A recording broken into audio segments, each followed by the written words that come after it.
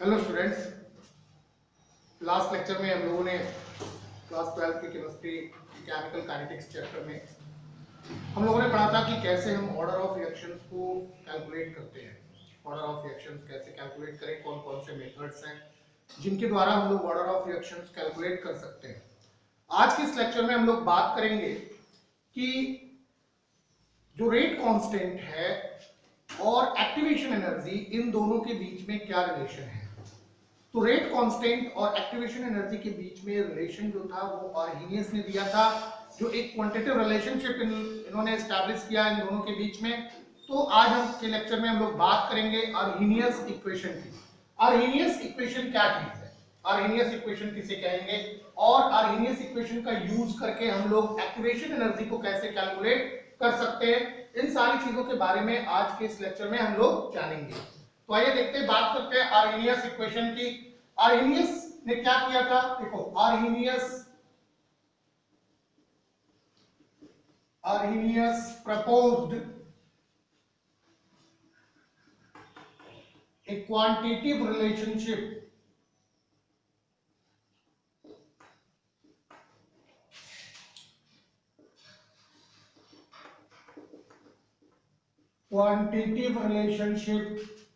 between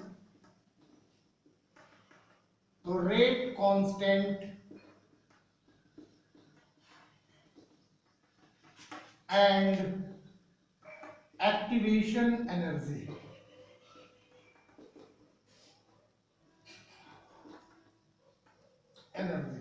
Arrhenius ने एक quantitative relationship establish किया था रेट कांस्टेंट और एक्टिवेशन एनर्जी में, और इसके साथ साथ टेम्परेचर में भी। तो इनके बीच में जो एक क्वांटिटेटिव रिलेशनशिप आया उसी को हम लोग कहते हैं आर्हीनियस इक्वेशन। तो आर्हीनियस इक्वेशन था क्या, आर्हीनियस इक्वेशन था K equal to A e to the power minus EA upon RT। ये आर्हीनियस इक्वेशन था। इसके सारे टर्म हम लोग क्लियर कर लेते हैं। सबसे पहले K क्या है, तो K रेट कांस्टेंट है, रेट कांस्टेंट। A क्या चीज है, A को हम लोग क्या कहेंगे, A को कहते हैं आर्हीनियस फैक्टर, आर्हीनियस फैक्टर। इसको और भी नामों से जाना जाता है, इसको हम लोग फ्रीक्वेंसी फैक्टर भी कह सकते हैं, फ्रीक्वेंसी फैक्टर, या फिर इसी को हम लोग कह सकते हैं प्री एक्सपोनेंशियल फैक्टर।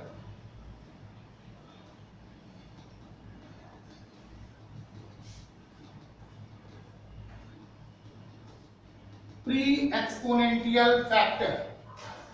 EA क्या चीज है, EA ये एक्टिवेशन एनर्जी है, एक्टिवेशन एनर्जी। R जो है वो गैस कांस्टेंट, T जो है वो टेम्परेचर,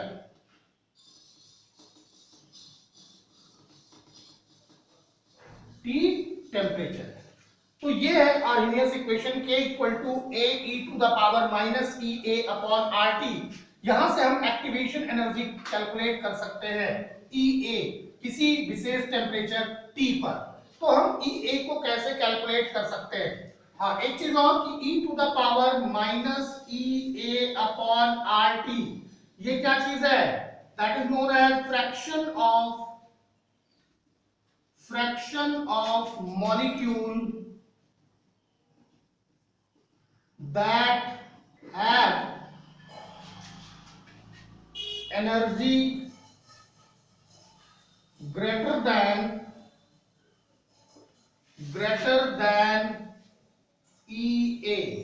ये उन मॉलिक्यूल्स का फ्रैक्शन है जिनकी एनर्जी जो होती है वो किससे ज्यादा होती है, EA से, यानी उसके एक्टिवेशन एनर्जी से ज्यादा होती है। तो ये सारे जो पोर्शंस हैं ये बताते हैं कि आर्हीनियस के इक्वेशन में कौन कौन सी चीजें हैं। K rate constant, A Arrhenius factor या जिसको हम लोग फ्रीक्वेंसी फैक्टर कहते हैं, या प्री एक्सपोनेंशियल फैक्टर है, EA जो है वो एक्टिवेशन एनर्जी है, जबकि R जो है वो गैस कांस्टेंट है, T टेम्परेचर है और e to the power minus E A upon R T ये वो फ्रैक्शन है मॉलिक्यूल्स का जिनकी एनर्जी जो होती है वो एक्टिवेशन एनर्जी से ज्यादा होती है। तो k equal to A E to the power minus E A upon R T. आइए इसी फॉर्मूले को थोड़ा सा हम लोग इलेबोरेट करते हैं, थोड़ा सा इसको हम लोग आगे बढ़ाते हैं। आगे बढ़ा करके हम लोगों को देखें क्या मिलता है। तो कुछ खास नहीं करना है, केवल दोनों साइड्स को लॉग में रख देना है। दोनों साइड्स को हम लोग क्या करें, लॉग में। तो टेकिंग लॉग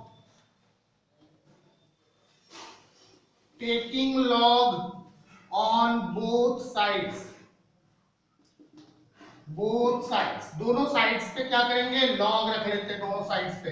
तो दोनों साइड्स पे अगर लॉग लेते हैं तो पहले नेचुरल लॉग लेंगे इसका लिन के फॉर्म में, ln के फॉर्म में, ln के that is equal to ln a minus, अब ln to the power e जो होता है ln e की वैल्यू 0 हो जाती है तो minus E A upon R T कितना हो जाएगा, तो ये माइनस हो जाएगा, minus E A upon R T, क्योंकि जो लिन ई होता है ये 1 के बराबर होता है, लिन ई इक्वल टू 1। अब इसी को हम लोग log 10 में रख देते हैं। तो log 10 में अगर हम लोग रखेंगे तो कितना हो जाएगा, इन log 10 ये ln k की वैल्यू कितनी 2.303 log 10 k that is equal to 2.303 log 10 a minus E A upon R T. अभी हम लोग क्या करें, log k को बाहर निकाल लेते हैं। log k को अगर हम लोग बाहर निकाले तो कितना हो जाएगा, log k that is equal to कितना, log a minus E A upon 2.303 R T. This is the exact equation for the given by the Arrhenius. यही एग्जैक्ट इक्वेशन है जिसको आर्हेनियस ने दिया था। तो अब यहां पे हम लोग ई ए की वैल्यू कैलकुलेट कर सकते हैं और इस इक्वेशन को देख करके हमें क्या पता चल रहा है, इस इक्वेशन को देख करके हमको पता चलता है कि अगर ई ए की वैल्यू इंक्रीज होगी तो के की वैल्यू जो होगी वो डिक्रीज होती जाएगी, यानी ई ए की वैल्यू जो होगी वो अगर बढ़ती है तो के की वैल्यू क्या हो जाएगी, घटेगी। इसका मतलब जो रिएक्शन का रेट है वो घटेगा। तो जैसे जैसे एक्टिवेशन एनर्जी बढ़ेगी, जैसे जैसे एक्टिवेशन एनर्जी में वृद्धि होती जाएगी तो रेट कांस्टेंट की वैल्यू घटती जाएगी। इसका मतलब रेट ऑफ रिएक्शन जो है वो भी डिक्रीज होता जाएगा। तो from this equation it is clear that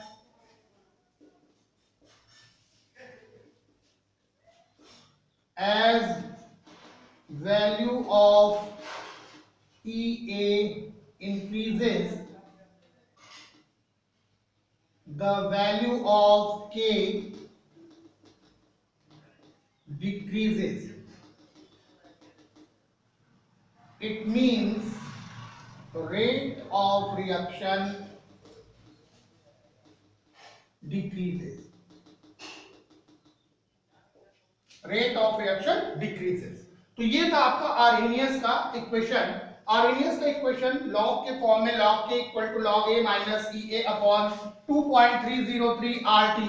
और इस इक्वेशन से क्लियर होता है कि अगर एक्टिवेशन एनर्जी जो है बढ़ती है तो ऐसी कंडीशन में रेट कांस्टेंट घटता है और रेट कांस्टेंट घटने के साथ साथ रेट ऑफ रिएक्शन जो होगी वो कम होती जाएगी। तो कर लीजिए फटाफट। इसके बाद हम लोग देखते हैं कि एक्टिवेशन एनर्जी कैसे कैलकुलेट करेंगे, कौन से ऐसे तरीके हैं जिनसे हम लोग एक्टिवेशन एनर्जी कैलकुलेट कर सकते हैं, यानी ई ए की वैल्यू को कैलकुलेट करते हैं। तो आइए देखते हैं कैसे ई ए की वैल्यू को कैलकुलेट करते हैं। तो इसके लिए सबसे पहले हम लोग log k और टाइम t 1/t में हम लोग एक ग्राफ प्लॉट करते हैं। log k इस तरह से log k और टाइम 1/t, इसमें अगर हम लोग ग्राफ प्लॉट करते हैं तो हमें ग्राफ जो है वो इस तरह से मिलता है। तो ये स्लोप किसके बराबर होगा, ये स्लोप बराबर हो जाता है minus E A upon 2.303 R, और इसी के द्वारा हम एक्टिवेशन एनर्जी को कैलकुलेट कर लेते हैं। क्योंकि स्लोप इक्वल टू हमें जो मिला, slope equal to minus E A upon 2.303 R, ये स्लोप जो होगा वो बताएगा क्या, tan थीटा को। तो tan थीटा इक्वल टू कितना, minus E A upon 2.303 R, या ई ए इक्वल टू कितना हो गया, माइनस 2.303 आर इंटू स्लोप। इसके द्वारा हम लोग एक्टिवेशन एनर्जी को कैलकुलेट कर सकते हैं। या इसको हम लोग EA को कैलकुलेट करने के लिए हम लोग क्या करें कि A की वैल्यू और EA की वैल्यू को हम लोग डिटरमिन कर सकते हैं। कैसे, अगर रेट कांस्टेंट K की वैल्यू को हम मेजर कर ले, अगर रेट कांस्टेंट K की वैल्यू मेजर हो जाती है तो ऐसी कंडीशन में EA की वैल्यू हमें मिल जाएगी और A की वैल्यू भी हमें मिल जाएगी। तो इसको भी हम लोग कैलकुलेट कर सकते हैं। फटाफट इसको कर लीजिए।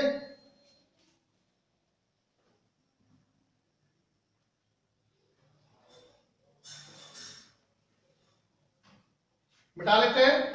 आइए, दूसरी चीज, अगर हम लोग मान लें कि दो डिफरेंट टेम्परेचर पर रिएक्शन हो रही है और डिफरेंट टेम्परेचर्स पे उनके रेट कांस्टेंट भी जो है वो डिफर हो रहे हैं, तो ऐसी कंडीशन में हम एक्टिवेशन एनर्जी कैसे कैलकुलेट करेंगे। तो मान लेते हैं कि late K1 and K2 are the rate constant. Let K1 and K2 are the rate constant for the reaction,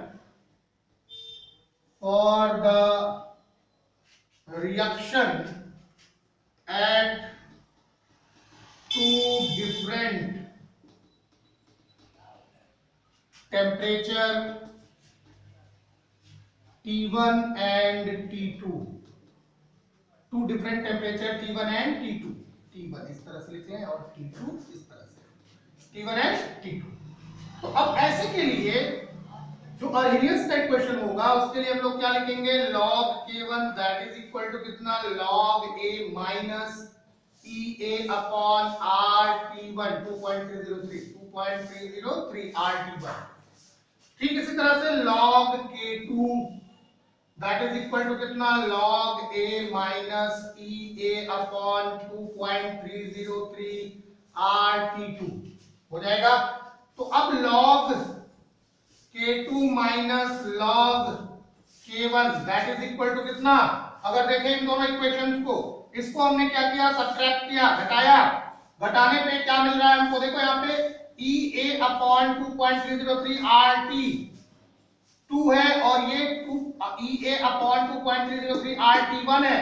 तो EA अपॉन 2.303 R कॉमन ले लेते हैं, EA अपॉन 2.303 R कॉमन हमने ले लिया, मिलेगा क्या, 1 अपॉन, देखो यहाँ पे ये इक्वेशन नंबर अगर 2 है और ये इक्वेशन नंबर 1, तो हमने 2 में से 1 को माइनस किया है, तो T2 माइनस T1 होना चाहिए। लेकिन अभी हम लोग क्या कर रहे हैं, यहां से नेगेटिव साइन को हटाएंगे, तो ये हो जाएगा 1 upon T1 minus 1 upon T2। अब इसी को आप और एक्सप्लेन कर सकते हो, ये हो जाएगा log A minus log B equal to कितना, log A अपॉन B। तो log K2 अपॉन कितना हो गया, K1 that is equal to कितना हो गया, EA अपॉन 2.303 R। अब जरा T1 और T2 का एलसीएम ले लें, तो T1 और T2 का एलसीएम कितना, T1 T2 कितना हो जाएगा, ये T1 T2, तो अभी ये कितना हो जाएगा, T2 माइनस T1।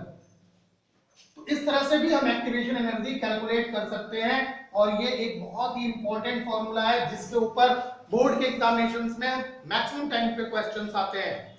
तो डिफरेंट टेम्परेचर्स पर अगर हमें रेट कांस्टेंट पता चल गया तो ऐसी कंडीशन में भी हम एक्टिवेशन एनर्जी को कैलकुलेट कर सकते हैं by using this formula.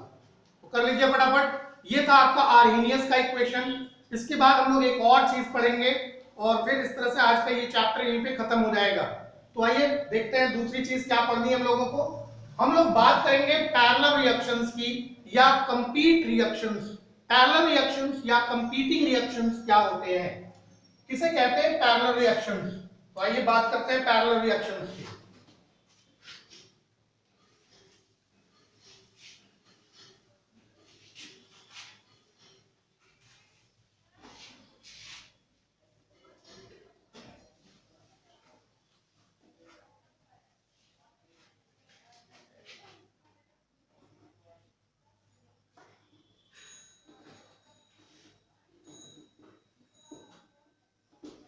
Parallel reactions या इसी को हम लोग कंपीटिंग रिएक्शंस भी कहते हैं।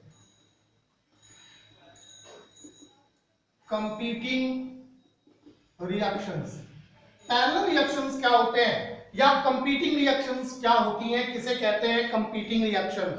तो देखो, जब कभी भी ऐसी रिएक्शंस होती है जिसमें कोई भी सब्सटेंस जो है वो रिएक्ट करता है या डिकम्पोज करता है, किससे, एक से ज्यादा विधियों के द्वारा, यानी एक ही सब्सटेंस जो है वो रिएक्ट करेगा या डिकम्पोज होगा, लेकिन डिफरेंट मेथड से हो सकता है और दो डिफरेंट प्रोडक्ट बनेंगे।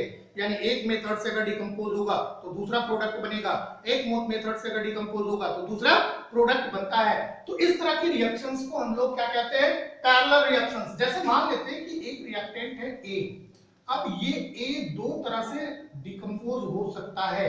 एक से इसने क्या बनाया, बी बनाया, एक से क्या बनाया, सी बनाया। तो जब B का फॉर्मेशन हुआ तो इसका रेट कांस्टेंट क्या था, A1 था, और जब C का हुआ फॉर्मेशन तो इसका रेट कांस्टेंट क्या था, A2 था। तो जब एक ही सब्सटेंस दो या दो से ज्यादा विधियों से डिकम्पोज होता है या रिएक्ट करता है, तो इस तरह की रिएक्शंस को हम क्या कहेंगे, पैरेलल रिएक्शंस या कंपीटिंग रिएक्शंस कहते हैं। अब इसमें K1 और K2 के द्वारा हम पता लगा सकते हैं कि प्रेफरेंस किसको होगा, यानी मेन रिएक्शन कौन सी होगी, जिसमें B का फॉर्मेशन हो रहा है वो, या जिसमें C का फॉर्मेशन हो रहा है वो। तो इस तरह की रिएक्शंस को हम लोग कंपीटिंग रिएक्शंस कहते हैं। तो द रिएक्शंस इन विच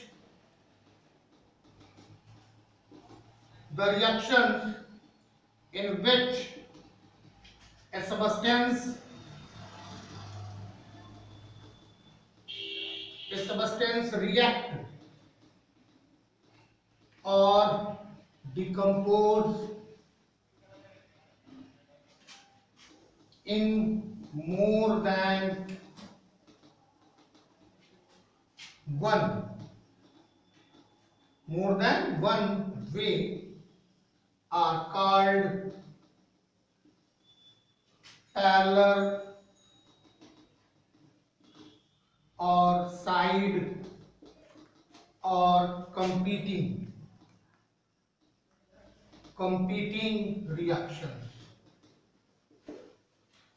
इस रिएक्शंस के लिए अगर हम लोग रेट ऑफ रिएक्शंस कैलकुलेट करना चाहें तो कैसे निकलेगा, तो rate of reaction that will be equal to कितना, minus D concentration of A upon dt that is equal to K1 plus K2 into कितना, कॉन्सेंट्रेशन ऑफ ए, या यही हम लिख सकते हैं K average into concentration of A, क्योंकि K1 plus K2 that is known as K average. तो इस तरह से हम लोग इसको लिख सकते हैं। अब K1 क्या चीज है, fractional yield of B, fractional yield of B into K average, और K2 क्या है, fractional yield of C into K average. इस तरह से हम लोग कैलकुलेट कर सकते हैं। तो K1 और K2 को हम लोग कैसे पता कर लेंगे, K1 equal to fractional yield of B into KAV, और K2 इक्वल टू कितना, fractional yield of C into K average.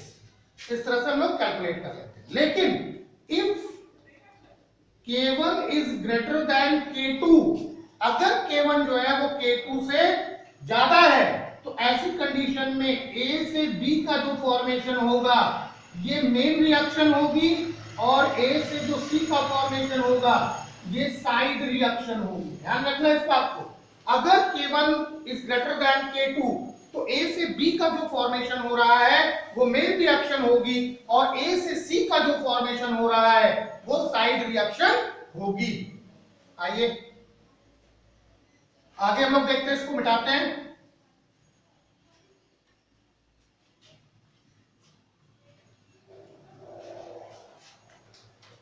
Let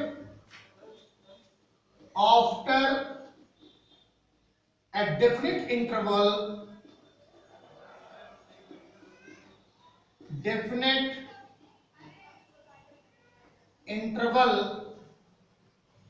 x mole per liter of B and y mole per liter of C are formed। मान लेते हैं definite interval के बाद x मोल पर litre जो है वो बनता है D का, जबकि y मोल पर लीटर बनता है किसका? C का। तो x upon y that will be equal to कितना? K1 अपॉन K2, यानी D concentration of B upon dt upon D concentration of C upon कितना? dt that is equal to K1 upon K2। इस तरह से भी हम लोग calculate कर सकते हैं, कोई भी कंपीटिंग रिएक्शन हो या पैरेलल रिएक्शन हो। अब अगर इसमें हम लोगों को ग्राफ प्लॉट करना हो तो ग्राफ कैसे प्लॉट करेंगे? क्या ग्राफ आएगा? ध्यान देने की बात है कि क्या ग्राफ आएगा। जो रिएक्शन हमने ऊपर लिखी थी उसके लिए ए से बी और सी के फॉर्मेशन के लिए, तो देखो ये तो कॉन्सेंट्रेशन होगा किसका? रिएक्टेंट का, ये होगा रिएक्टेंट ए, और ये जो कौन बनेगा? ये होगा प्रोडक्ट बी, और यहीं पे चूंकि साइड रिएक्शन है इसलिए ये नीचे बनेगी सी। तो जो साइड रिएक्शन होगी उसका ग्राफ नीचे होगा प्रोडक्ट के लिए, तो ये सी का फॉर्मेशन हो जाएगा। अब इसी के लिए कुछ एग्जांपल देख लेते हैं, कौन कौन से एग्जांपल्स हैं। एक एग्जांपल की बात करते हैं हम लोग जिसमें साइड रिएक्शंस भी देखेंगे और हम लोग देखेंगे मेन रिएक्शंस कौन सी है। तो आइए देखते हैं एग्जांपल एक। मान लेते हैं कि फिनॉल है और फिनॉल पे नाइट्रिक एसिड से रिएक्ट करा है। फिनॉल, इस फिनॉल पे नाइट्रिक एसिड से रिएक्ट कराते हैं HNO3 से। नाइट्रिक एसिड से रिएक्ट कराएंगे तो दो प्रोडक्ट का फॉर्मेशन होगा।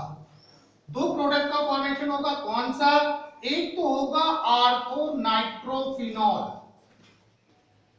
आर्थोनाइट्रोफिनॉल, ये NO2 और ये OH, और एक होगा पैरानाइट्रोफिनॉल, NO2, ये पैरानाइट्रोफिनॉल।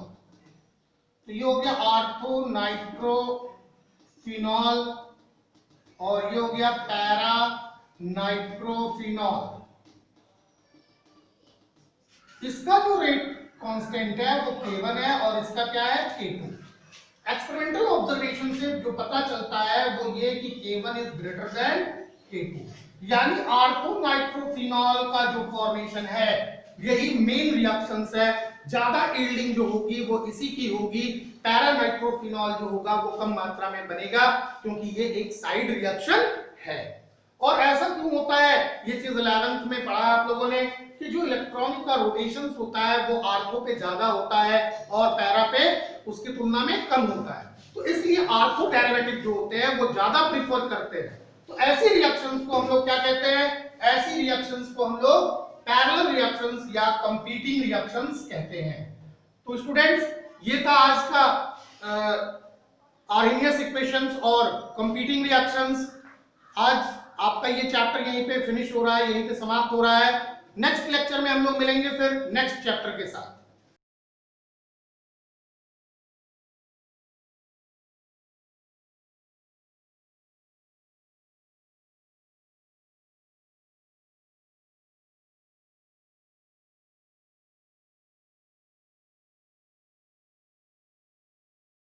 तेरी कूलनेस का स्वैग कहीं लो ना हो जाए, तेरी लाइफ की स्पीड कहीं स्लो ना हो जाए। तेरी कूलनेस का स्वैग कहीं लो ना हो जाए, तेरी लाइफ की स्पीड कहीं स्लो ना हो जाए। जरा ध्यान से सुनो ना फिर बाद में ना रोना।